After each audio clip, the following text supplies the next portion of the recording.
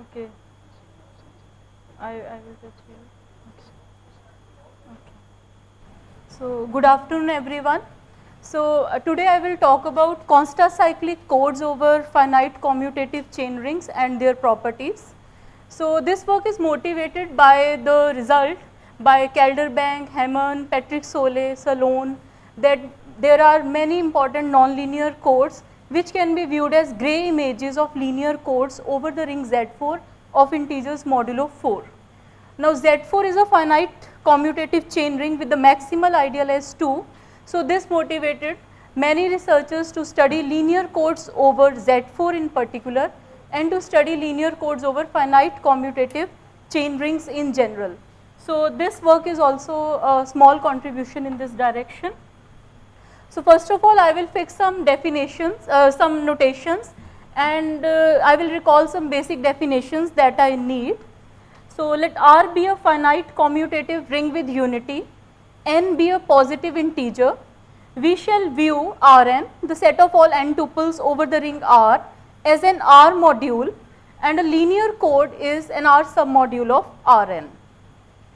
Constacyclic codes. So given a unit lambda in R, a lambda constacyclic code of length n over R is a linear code satisfying the additional property that any lambda constacyclic shift of a code word is also a code word. Constacyclic codes, they form an important class of linear codes. They have rich algebraic structures and they are generalizations of cyclic and negacyclic codes. Because if we take lambda equal to 1, lambda constacyclic codes are called cyclic codes. For lambda equal to -1, they are called negacyclic codes. And when when the length of the code is coprime to the characteristic of the ring, they are called simple root codes, otherwise they are called repeated root codes. So we will be focusing on repeated root codes. So we will place three metrics on the class of constacyclic codes and we will study their properties. So let G and H be any two n tuples over R. Hamming distance, so we will be placing Hamming metric, Rosenbloom-Tsfasman metric and B symbol metric on the class of codes. So Hamming distance between the vectors G and H, it is defined as the number of places in which G and H differ. Rosenbloom-Tsfasman metric, so whenever G is different from H, so there will exist I such that Gi is different from Hi. We will choose the largest I such that Gi is different from Hi and we will add 1 to it. And whenever G is same as H, we will assign it the value 0. Symbol pair metric, it has been introduced by Casoto and Blom. So this metric is more suitable for the channels in which spatial resolution of the reader is not sufficient to isolate the adjacent symbols. So when there are overlapping symbols in a channel, then this metric is more suitable. So here instead of reading the vector G as G0, G1, Gn minus 1, we will read it in a pair form. So bits are read as pairs G0, G1, G2, G1, G2 and so on. This vector is called symbol pair read vector and such channels are called symbol pair read channels. And the symbol pair vector for G, it is defined as G0, G1, G1, G2, Gn minus 1, G0. It can be viewed as n tuple over R2 and the symbol pair distance between the vectors G and H, it is defined as the Hamming distance between their symbol pair read vectors over R2. So the number of i's such that the pair Gi plus 1 is different from the pair Hi plus 1. So this framework of symbol pair read channels has been recently generalized to B symbol read channels by Jacobi and his group. And so basically this is also more suitable in a scenario when there are reading constraints in the channel. And apart from this framework also relates symbol pair problem with sequence reconstruction problem. Sequence reconstruction problems were studied by Levenstein in 1997 and so currently people are relating sequence reconstruction problems with DNA sequencing. So this is another area which is active. Now B symbol, so here, so we fix an integer B which is at least 2 but length strictly less than length of the vector. So symbol pair distances are defined for an integer B which is at least 2 but strictly less than length of the vector, and here instead of reading the vector G in pair form we will read it in the form of B tuples, G0, G1 up to GB minus 1 and so on. So this is called B symbol read vector, and it can be viewed as n tuple over the alphabet RB, and the B symbol metric is defined as Hamming distance between B symbol read vectors of G and H over RB, the number of i's where the corresponding B tuples are different. Pardon? Modulo n cyclically. So, and when in particular when B is 2, these are this symbol pair, B symbol metric is called symbol pair metric. And now we have notion 3 different metrics: Hamming metric, RT metric and B symbol metric. So we can talk about distance of a chord. So Hamming distance, Rosenbloom-Tsfasman distance and B symbol distance of the chord. So that is the smallest of all the distances between distinct pairs of code words. And Rosenbloom-Tsfasman weight distribution of a chord, it is defined as the list A0, A1, AN, where AI is the number of code words in the code which are of RT weight I. Now singleton bounds are upper bounds on the size of the code. So singleton bound was defined, it was derived by Singleton with respect to Hamming metric in 1964, although some people believe that it was derived in 1953 by mathematician Koiyama. And singleton bound with respect to RT metric, it was derived by Rosenbloom and Tsfasman. And recently Ding and his group, they derived singleton bound with respect to the B symbol metric. So when B is 2, we will get singleton bound for the symbol pair metric, which was derived by Chi et al. In 2014. And the codes, so which attain these bounds, these are called MDS codes. So code which attain singleton bound with respect to Hamming metric, it is called MDS Hamming code and so on. And these codes are optimal in the sense that they have the highest possible value of minimum distance for a given code length, code size and alphabet size. They have the highest possible error detecting and correcting capabilities. So this motivated many researchers to study and construct MDS codes with respect to various metrics. So now let's review another way of looking at constacyclic codes. So let's consider the quotient ring Rx factored by ideal generated by xn minus lambda. We will view elements of the ring R lambda by polynomials in Rx of degree strictly less than n, and we will perform their addition and multiplication modulo xn minus lambda. So under this standard R module isomorphism phi, a constacyclic code can also be viewed as an ideal of the ring R lambda. So there are now, we have two ways of viewing constacyclic code.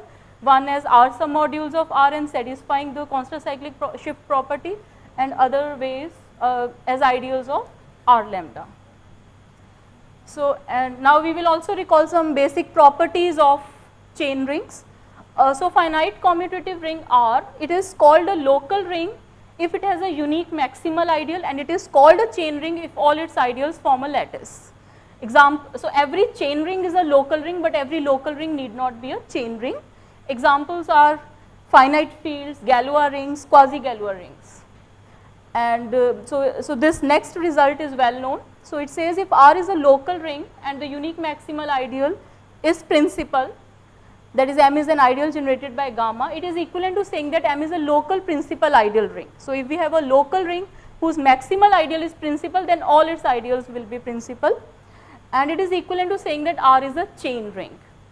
And all the ideals of R, they are given by 0, R, gamma and so on. And if we know, and if we factor finite commutative chain ring by ideal generated by gamma, which is a maximal ideal, we will get a finite field. It is called residue field of R, and we can express cardinality of every ideal in terms of order of the residue field and its nilpotency index. So once we can show that a certain ring is a chain ring, and if we know generator of a maximal ideal and its nilpotency index, then we can write down all the ideals, and we can also determine cardinalities of all ideals of R. So we are assuming, for the entire talk, that P is a prime number, S is a positive integer. We will be working with codes of length P to the power S. R for us is a finite commutative chain ring with unity. Gamma is a generator of the maximal ideal. E is the nilpotency index of gamma. R bar is a residue field of R, and we are assuming that its order is p to the power m. Lambda is a unit in R. Now because n capital length is p to the power s, so R lambda is this ring, Rx factored by xps minus lambda. Now if the characteristic of residue field is p, then characteristic of chain ring will be power of p. So that is why we will, when we say our length is p to the power s, so naturally since we focusing on repeated root codes, so we are assuming that characteristic of ring should be a power of p. And we can produce an element in the ring whose multiplicative order is p to the power m minus 1, and the set 0, 1, zeta, zeta p to the power m minus 1, it is called Teschmuller set of R. And given any non-zero Teschmuller, we can produce another non-zero Teschmuller satisfying this property. So because the group generated by zeta, it is the only subgroup of unit group of R which is of order p to the power m minus 1. And further, every element in the chain ring can be uniquely expressed like this, R0 plus R1 gamma up to Re minus 1 gamma E minus 1, where Ri is R from Teschmuller set. So every ring element, every element in a chain ring has a unique representation in terms of Teschmullers. And further, R is a unit in R. So now because gamma is a nilpotent element, so this part is nilpotent, R1 gamma up to so on. So R is a unit if and only if R0 is a unit, but R0 is from Teschmuller. All non-zero elements of Teschmuller are units because order of multiplicative order of this is this. So this holds if and only if R0 is non-zero. So our aim is to study algebraic structures of all constacyclic codes of length Ps over R, and we will also determine their Hamming distances, B symbol distances, RT distances, RT weight distributions, and we will also identify MDS codes with respect to these three metrics within this particular class of codes, and we will also discuss their decoding procedure. So let's recall. So for us now, lambda constacyclic codes, they are ideals of this quotient ring, and unit can be written like this. So our units are of the type lambda naught Ps plus gamma beta 1 gamma square beta 2, applying the previous result. So when beta 1 is non-zero, so Ding et al. They have recently they have shown that this quotient ring is a chain ring always, and its maximal ideal is x minus lambda naught with nilpotency indexes p to the power s. So now we have a chain ring and we know generator of maximal ideal and its nilpotency index, applying that theorem. So we get part C, that is all the ideals are given by x minus lambda naught to the power Ps, and we can also determine their cardinalities. Now what will happen when beta 1 is 0? Will it be a chain ring? So the answer is it will be a non-chain ring always. So now in order to determine constacyclic codes in the case when beta 1 is 0, so let bar be the natural epimorphism from R onto R bar, and let's consider the quotient ring R lambda bar, which is R bar x factored by this. So it is so we will prove it later, and this map can be further extended to a map from R lambda onto R lambda bar like this, and we can show that it is a surjective ring homomorphism from R lambda onto R lambda bar. And this quotient ring R lambda bar, it is also a finite commutative chain ring with the maximal ideal as x minus lambda naught bar, and the nilpotency index of its generator is p to the power s, applying that result again. So these are all the ideals because it is also a chain ring now. So now, and so given a lambda constacyclic code, the IF torsion code of C, it is defined like this, and we can show that these torsion codes are ideals of the ring R lambda bar. So they are of the type x minus lambda naught bar to the power Ti, and these Ti's, T0, T1, Te minus 1, they are called torsional degrees of the code, and one can express cardinality of the code in terms of its torsional degrees. So if we know, given a code C, if we know its torsional degrees, then we can express cardinality in terms of torsional degrees. And in this result, we consider the case beta 1 equal to 0, and we determine all constacyclic codes of length Ps over R. So in fact we will show that these codes have unique generating sets of the type F0, F1, Fe minus 1, where Fi's are given by this.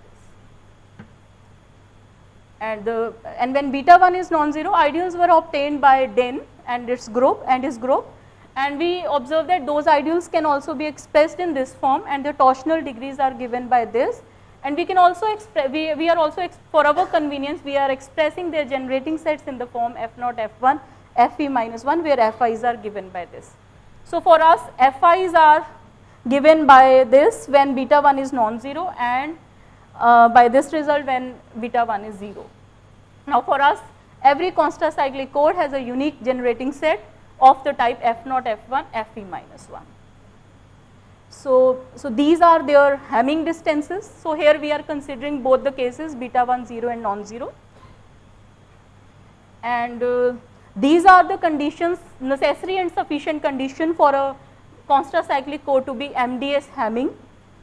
And applying this condition, so we have listed all MDS Hamming codes. So when beta 1 is non-zero, that is when the ring is a chain ring.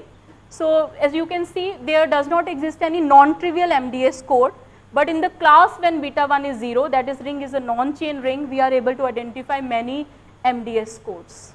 So this MDS Hamming code, so this class beta 1 0, it is a rich source of MDS Hamming codes. And we also obtained B symbol distances of constacyclic codes. So naturally here B has to be at least 2 and length is p to the power s, so B should be strictly less than p to the power s. These are their B symbol distances. When we take B equal to 2 and ring R as finite field, so we will get B symbol pair distances of constacyclic codes over symbol pair distances of constacyclic codes over finite fields as corollaries. So these so last two references, these two references, symbol pair distances of constacyclic codes over finite fields were obtained, and those results can be derived as corollary from our result. And Ding et al., they have recently studied MDS B symbol codes. So they have shown that if a code is MDS B symbol and its distance is strictly less than length, then it is also an MDS B plus 1 symbol code. So any MDS B symbol code with B distance strictly less than length is also MDS B plus 1 symbol code. Now the question is the converse true? So the answer is no. So this is an example of a code which is MDS 3 symbol, but it is not MDS 2 symbol. So in this work we obtained necessary and sufficient condition for a code to be MDS B symbol. Applying this result, so we have listed all MDS B symbol codes. Here here also we can observe that in beta 1 0 no non-trivial MDS code exists, but when beta 1 is 0 there are many more there are so many lots of MDS codes. And we also obtained RT distances. So this is the RT distance, and this condition is necessary and sufficient for a code to be MDS with respect to RT metric. And applying this theorem, we have listed all MDS RT codes.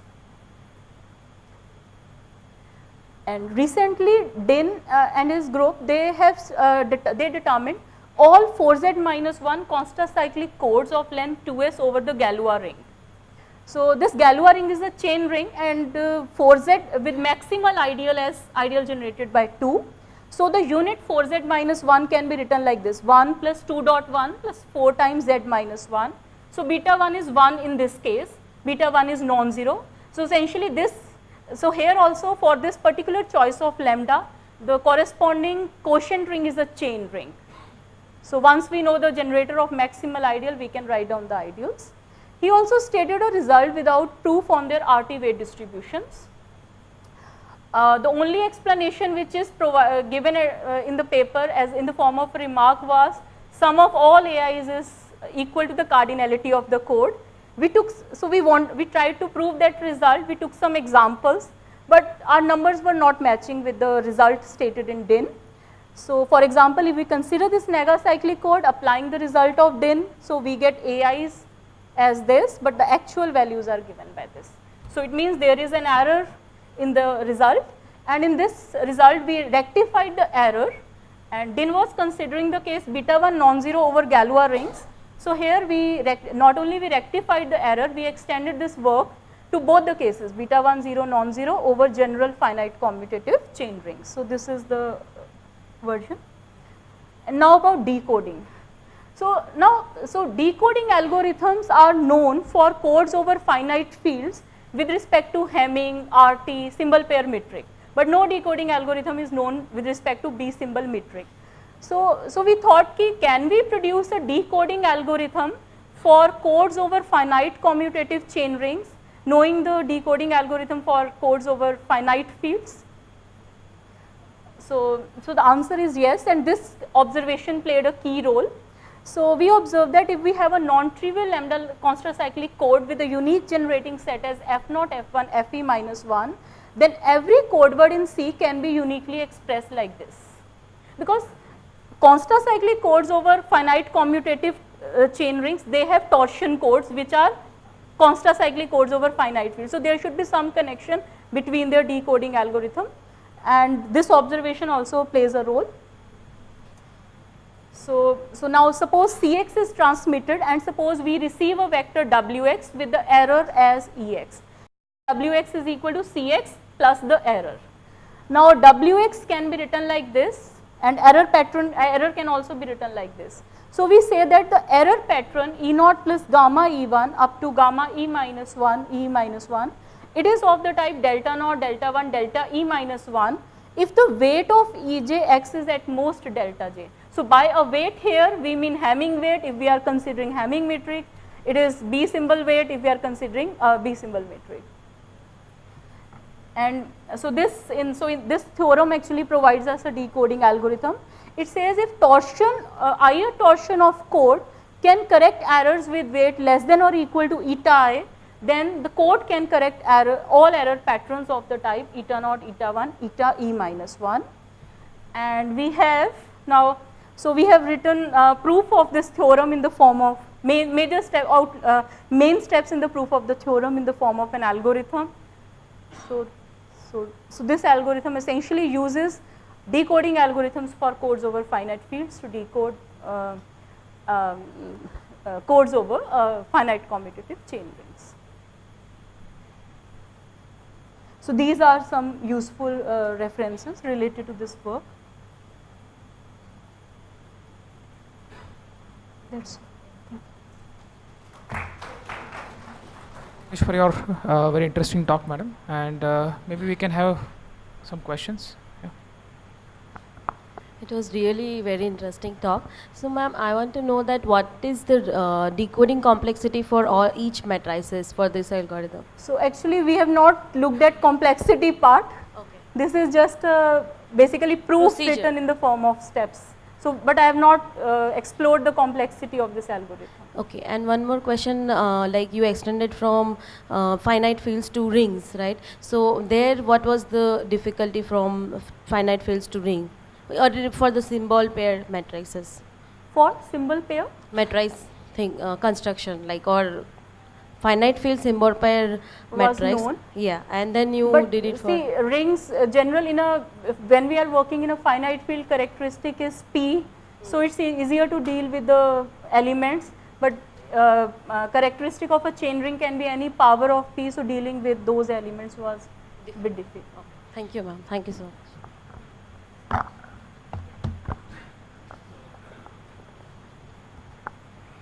First of all, are these constacyclic codes closed under duality? They are? Are they closed under duality? We have not looked at duality part. Okay, but in general, constacyclic over finite fields, are they closed under duality? What do you mean by closed? Means self-dual? Not self-dual. So if I take the dual of a code, like a cyclic code, I know that the code is cyclic. So they are constacyclic. So codes over rings are also closed under duality, yes. Okay, so the other question was, you had a lemma stating that B symbol pair, if a code is MDS for B, then it is MDS for B plus 1 as well. But the converse is not true. In terms of your first explanation for these symbol pair codes, for channels for which the resolvability is less. That is the kind of applications where these are applicable in some sense, right? So should we understand that particular lemma to mean that when the channel can resolve things much better, the MDS property fails to hold? And if the channel can resolve in a worser fashion, then the MDS property is still true. Does it imply that? So it simply says that if a code is MDS in a B symbol channel, Yeah. then if its distance is strictly less than length, this is also the constraint, Yeah. then it will also behave optimally with respect to B+1 channel. That's right. So what I'm asking is, what do you mean by a B channel? A channel which can basically look at B symbols as a single symbol, right? Which will read, Any error in a B symbol, huh, B length symbol would be considered as one error, one error. right? So if I have less resolvability, that means that B is growing, right? If I have more resolvability, it means B is small, right? So maybe we can discuss it later. I'm not Okay, able to fine. understand your question. Fine. Okay. Any more questions?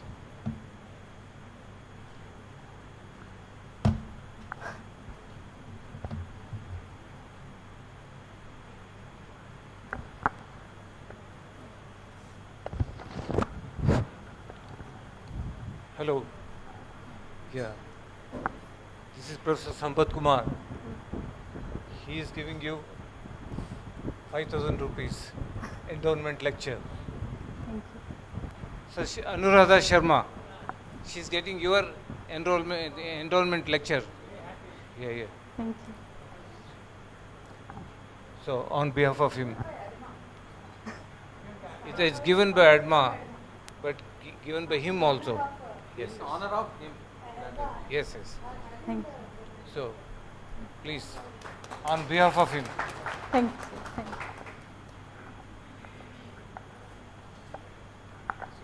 Let us thank our speaker again.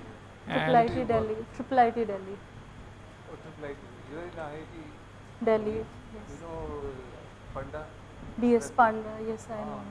I was the NCRT director. I used to go there. In where in IT? Perfect. I also work. So as a token of appreciation, we give you a memento, and I thank all the speakers from this session, and we will now break for lunch. There is a small change in the program. The lunch will be served in faculty canteen. There is a volunteer waiting for all the participants, and invited speakers can come with me to the faculty canteen for lunch. So our next session will be will start at 2. Thank you very much again. Okay.